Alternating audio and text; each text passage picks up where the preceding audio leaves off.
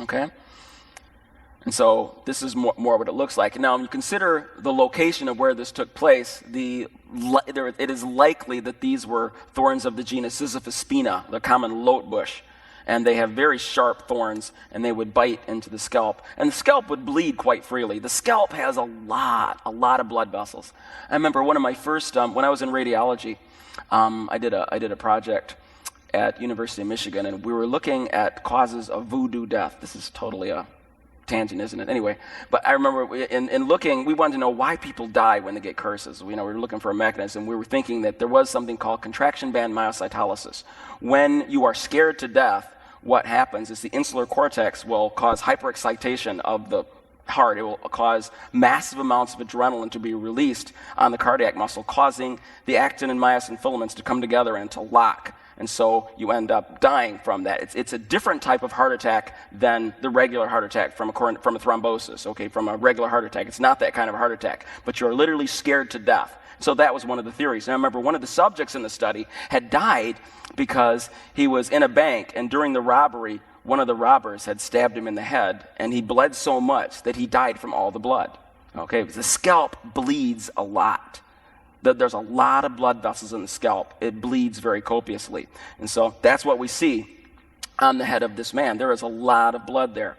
Okay, now here you see this shot was designed to highlight some of the blood there, and it was all over the place.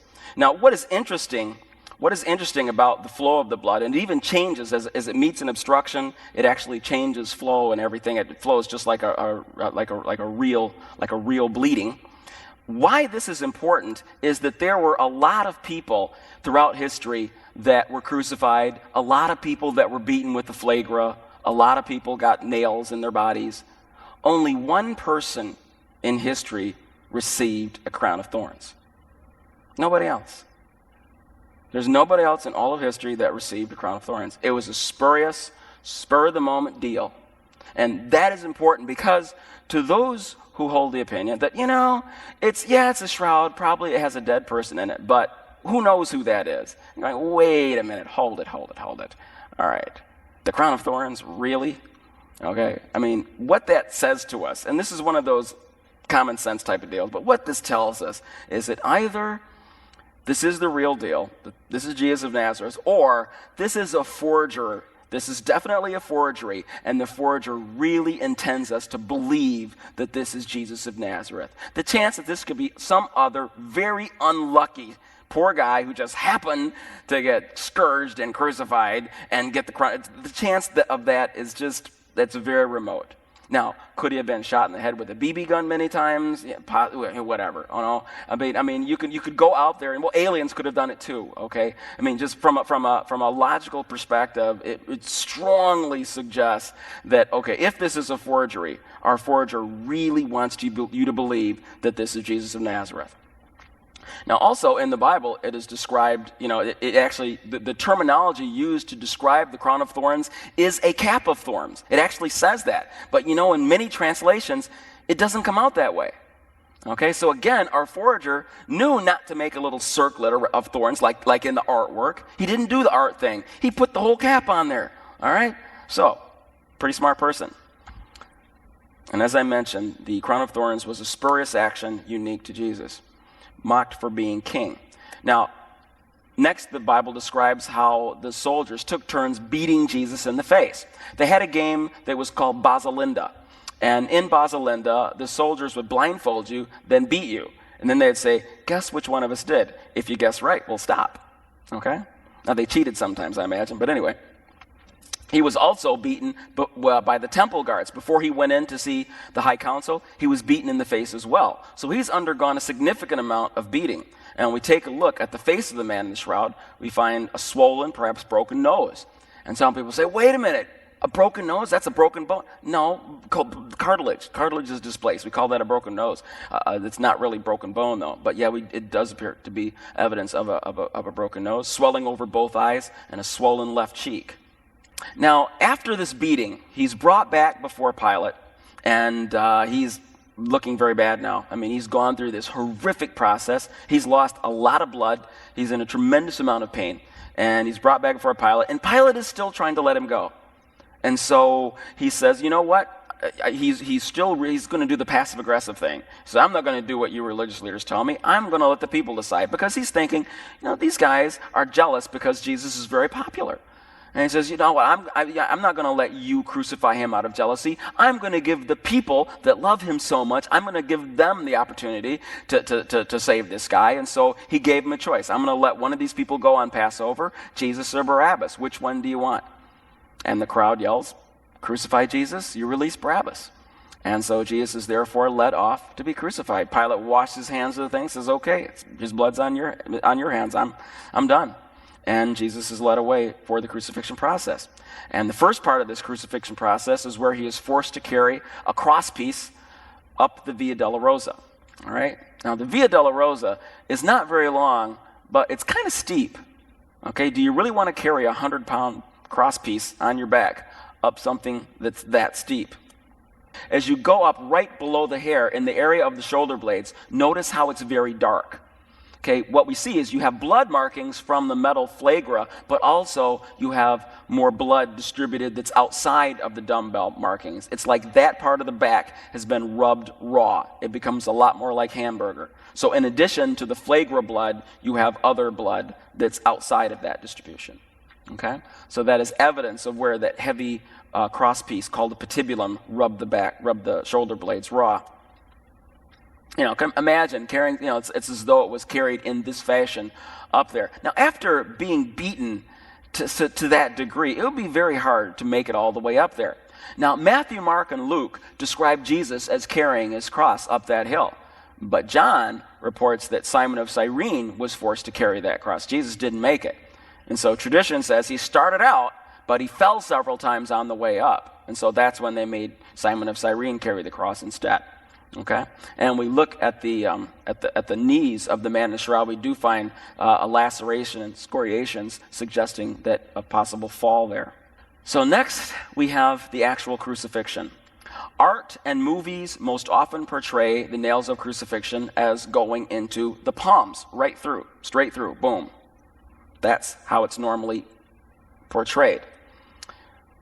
However, experiments done by Dr. Pierre Barbet in the 1930s demonstrated that it's impossible to crucify people through the palms if you go straight through. Okay? Now, Barbet, I read his book. He was one of the first books that I read. And I have to say, he looks like a Pierre, doesn't he? Okay? But, he did these experiments. He was the Surgeon General of St. Joseph's Hospital, right, in Paris, France. And boy, did he have a lot of power. Way more power than doctors do today. I can't take cadavers. I can't go down to the morgue, grab a body, and crucify it like he did. Okay? And he did that. He literally did that. He actually took cadavers from the hospital morgue and crucified them and took pictures of them, okay? To prove that you can't crucify people through the... Now, he didn't do it to everybody, only to people where they didn't claim the body. If nobody claimed the body, only then would he do that.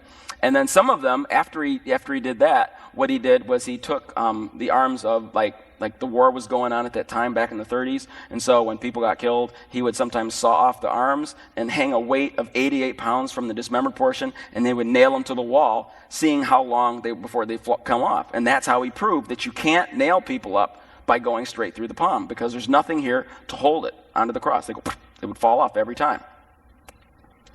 Okay, now he postulated that clearly they would have to go through the wrist. In order to stay on the cross, you would have to put the nail through the wrist. And when you look at the shroud, that's what you see. The blood wounds appear to be in the wrist area.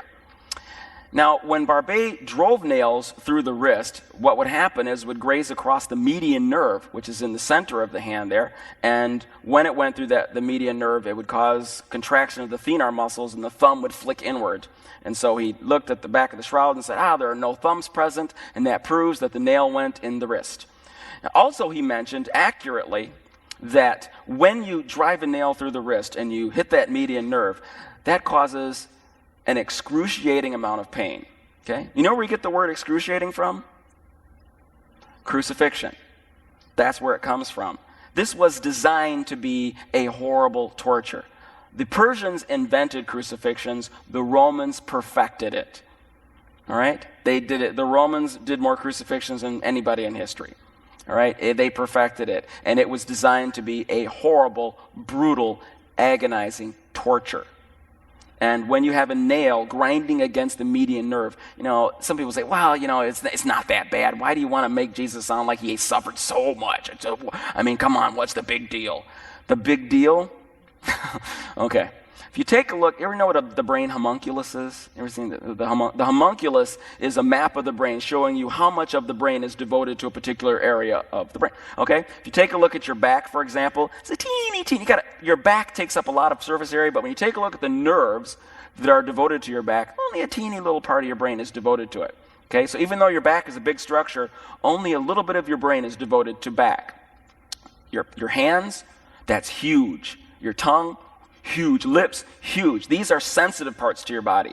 The median nerve has sensory data for your hands. Come on. That's a lot of sensory. And when you have a nail grinding against that kind of a nerve, that's very, very severe. That's severe pain. And it's designed for that. That's why it's a torture. That's why they have the word excruciating. You are being tortured. Now, Dr. Zugaby here disagrees with Dr. Barbet. And Zugaby has some good points, I have to say. Zugaby says, no, Barbet was wrong. And actually, I think he was right. Zugaby was the medical examiner in New York. He set up the medical examiner system for Rockland County, New York in '69, and he served it for 33 years until he retired in 2002. He's got a PhD and an MD. And Zugaby noted in 1994, Zugaby had a case of a woman who was murdered. She was brutally stabbed to death multiple times. And in the process of her being killed, she tried to protect herself by putting her hand in front of her face. When she did, the attacker came down and stabbed her right here, okay? Now, if you take your thumb and you touch your little finger, that furrow is called the thenar furrow right here. Now, when he stabbed her, the knife went from the palm here out the back of her wrist. And he said, whoa, wait a minute. Zugaby was very excited about that because, okay, that's actually her hand, by the way. Okay, here it is going through the front, and that's where it came out in the back. And what he knows, he says, wait a minute, that's exactly where the wound is on the man in the shroud. Okay? Now, when you look at that area, it turns out that a wound that goes into the thenar furrow there, it is guided by several bones, by the metacarpal bone to the index finger, and by two carpal bones, and it comes out of an area called the Z area. It doesn't have to break any bones, but it's a natural furrow in the hand. It goes in the front and out the back in the wrist area. And so what you're looking at on the shroud, what you're looking at here, this is an exit wound. This is an exit wound. So the exit wound is in the wrist, but the entrance wound is in the palm, the lower part of the palm, right here. Okay? Does that make sense? All right, now, here's a picture of the woman's hand again, so if you're squeamish, you might want to look at this. Okay. But here she goes. What he did was he took a large needle and he put it through the knife wound, and so, again, through the palm in the front, out the wrist in the back, exactly in the area of the man in the shroud. And here's Dr. Zugaby. The most dramatic marks on the image indicate that the man was then nailed to a cross. The Shroud of Turin shows the wound in the wrist area on the back of the hand. If the nail went through here, at the base of the thumb region here, it would emerge exactly where the Shroud of Turin shows it, and would be in an extremely firm place that would hold several hundred pounds. According to Zugaby, the nail would have struck the most sensitive nerves in the body. It damages the median nerve, causing the person to have a condition called causalgia, one of the worst pains ever experienced by man. It's like lightning bolts traversing the arm. The pains are brutal. Could send a person into... You get the idea. This is a form of torture that is pretty diabolical. The paint, the nails that were used for crucifixion were not those little nails that you get down at the Ace Hardware. These were like railroad spikes. Okay, so you don't accidentally fall off when you have nails of this size. Now, do we have any other bodies of crucified people? Very few. You know, that was a long time ago. So even though we have much literature on people that were crucified, we don't have a lot of bodies. We have the body in 1968. Israeli bulldozers uncovered the bodies of about 70 people who died between the years 1 and 70 A.D. The body of most interest to us was of a guy by the name of Johanan. We know his name because that was the name on his bone box. And in looking at Johannan's bones, we discovered that this is the manner in which he was crucified. The nails went through his feet, as you see here, and they put the nails straight through the wrist. So with the man in the shroud, it appears to have gone like into the palm area and then coming out in the carpal bone area. And this guy, they went right through his wrist. Now this is the bone stuck in his heel bone. That's the nail stuck in his heel bone there. And here we see the wound where if you take a look at the radius. At the top bone there's a little white notch. That's where the bone went through on Johanan. So they went right through this guy's wrist to hold him on the cross. Sometimes, you know, with the Romans, they crucified a lot of people, and so they didn't always do it the exact same way, apparently. Now, this is what the cross entailed. There are pieces to the cross. The patibulum is the part that you are nailed to, that your hands are nailed to. That's the cross piece at the top. You have the stipes, which is the up and down portion, and sometimes they give you a settle to stand on. And then there's the titulus, which is the title. That's what describes what your crime is. All right. Next, we have the nails of the feet.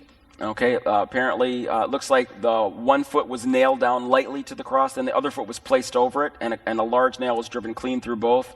Or one nail may have been used to do both of them. The nail on the man in the shroud went between the third and fourth metatarsal bones, right below the Lisfranc joint. Okay, now, death by crucifixion. What does that entail? How do people die when they're on a cross? That's not entirely clear. We do have some good evidence as to what might be happening, though. We do know that both in World War I and World War II, the Germans employed a method of torture called Aufbinden.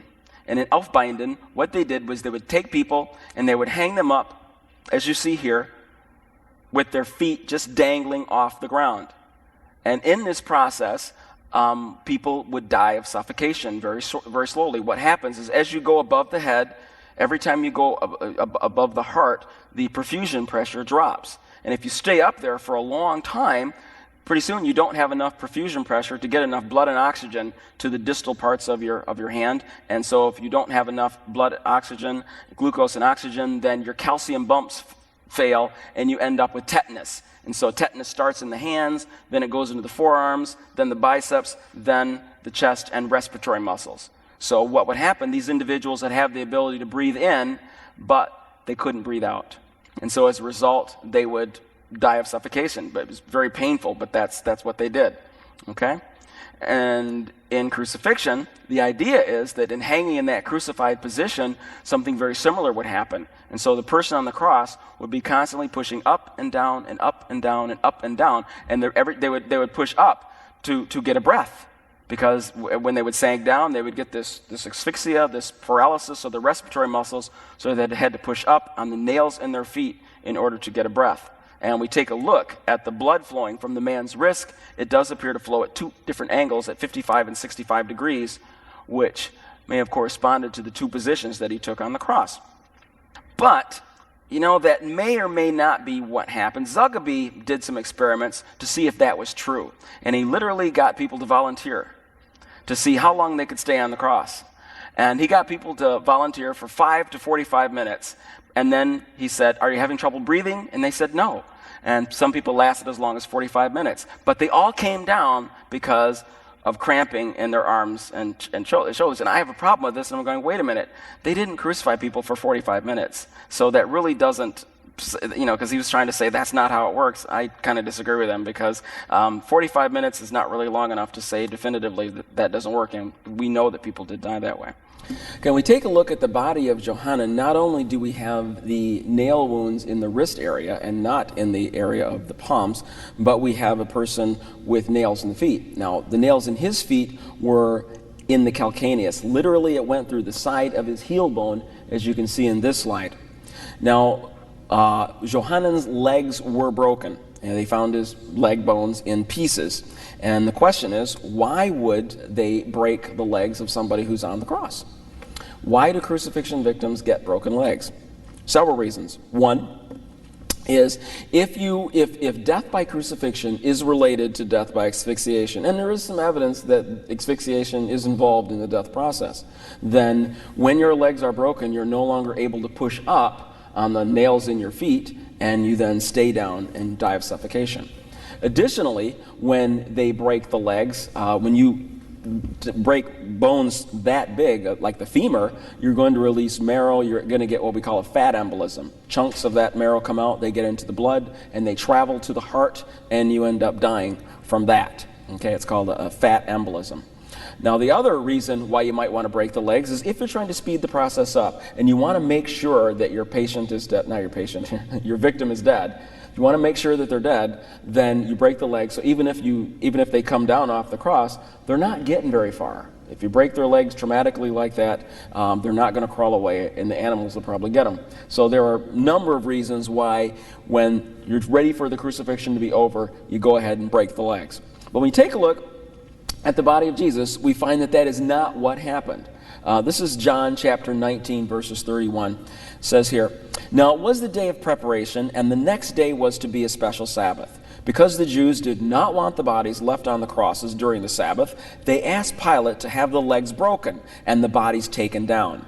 The soldiers therefore came and broke the legs of the first man who had been crucified with Jesus, and then those of the other. But when they came to Jesus, they found that he was already dead. They did not break his legs.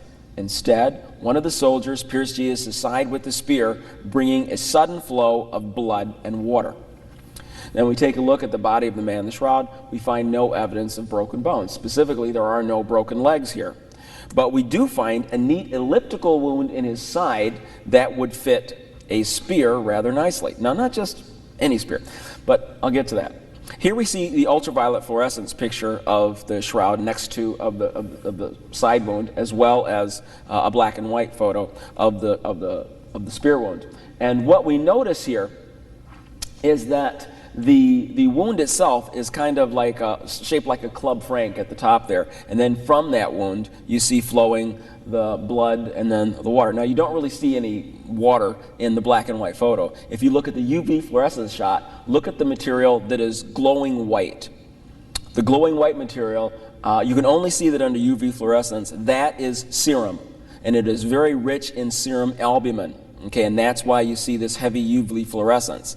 And so that's what you're looking at. You can't see the serum component in the photograph. You can't look at the shroud and see the serum component. You have to use UV fluorescence to make that out. And so that's very interesting that you can actually make out when John describes the blood and water coming out of Jesus' side. You can observe this phenomenon on the cloth. All right. Now, here we see another shot, and the blood shows up green here. But again, the very top of the area would be the wound itself, the spear wound itself, and then the blood and water coming out of there. Now, what's interesting about that hot dog-shaped wound here, this is closer to me here. Okay, here we see the side wound. Here you see the spear wound itself, and then the blood and water coming out. It would show up better on the non-negative version, but that's what I've got here. This wound fits only one particular Roman spear. The Romans were known to have used 4 different kinds of spears during their reign. The hosta, the hosta velitaris, the pilum, and the lancia. Now, it wasn't always that way. Early on, when Julius Caesar first started his conquest of the barbarian nations and his forces went out to conquer them, they brought spears with them. And they brought these nice javelins, and they had these beautiful thick tips on and everything, and they would throw them at their enemies. And guess what would happen? Their enemies would pick them up and throw them back. And what they found was that they were funding the military of the opposition. And so they said, this is a problem because, like if we miss, we're going to get it back. And if we get them, they're going to pull it out, and we're going to get it back. And so, we're paying for their weapons. And that doesn't make any sense. And so one very bright Roman scientist said, you know what, I've got an idea. Instead of making our spears so that they can be reused, let's make them disposable. And so what they did was they put these heads on them that were very thin. So instead of being like instead of being like wide, they were like Indian arrowheads, and they had like toothpicks, not toothpicks, ice picks. And right near the tip, it was real thin, okay, right near the actual point, it was thin. And so the shaft got narrow here, and so that when you throw it at your enemy and it hits them, it breaks. Once it penetrates, it's so weak here that it breaks. And if it falls to the ground, snap, it breaks. So now they've got a stick, but they can't throw it back as a spear. Now the hasta velataris, were these disposable war spears. As you can see here, the tips were rather thin, kind of like Indian arrowheads there. And those were the main spears that they used in battle. The other spear, the lancia, was different. Okay, the lancia spear is like, you got one of those. It was standard issue for the military garrisons guarding Jerusalem. In fact, many of the garrisons, that was standard issues. This is like you have a sword and you have your spear. It's the one spear. It's not meant for battle. It's meant for poking your enemies, riot control. Okay, you kept it with you. You got your name on it. It's yours. Don't throw it away. It's called the lancia. Now, we have examples of all these spears today. Here's an example of the lancia. Notice that the tip is very broad. It's much bigger than what you see with the hasta velataris, and the pilum.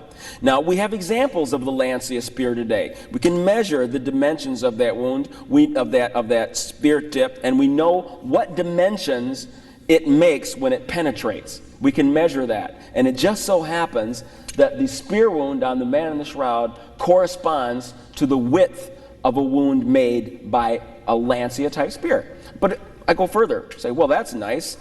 Well, what's even more important is that in the New Testament, when John describes the spear that was thrust into Jesus' side, he doesn't use the generic word for spear. He uses the Greek word lanka. Lanka is Greek for the Latin word lancia. So we have in the Greek New Testament a description of the actual spear that was used to poke Jesus in the side. We have examples of that spear, and the dimensions of that spear fit this hole, and it doesn't fit any of those other spears. Okay. Now, how do you get blood and water from a side wound like this? The most well-formulated hypothesis was put forth by Dr. Anthony Sava, who is a cardiothoracic surgeon.